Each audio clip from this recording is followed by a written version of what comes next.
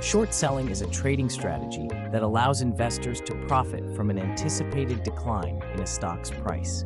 In essence, you borrow shares of a stock from a broker and sell them on the open market, hoping to buy them back later at a lower price. For example, suppose you believe that company X, currently trading at $100 per share, will decline in value. You borrow 10 shares and sell them for $1,000. If the stock drops to 70, you can repurchase the 10 shares for $700. Your profit would be $300, minus any fees and interest charged by the broker for borrowing the shares. However, short selling carries significant risks.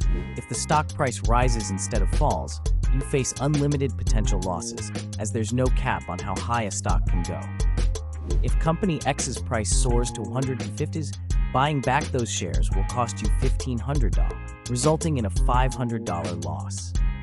Thus, while short selling can be lucrative in a bearish market, it's essential to be aware of the risks involved and to employ effective risk management strategies to protect your investment. Understanding market trends and conducting thorough research can help mitigate these risks and enhance your trading success.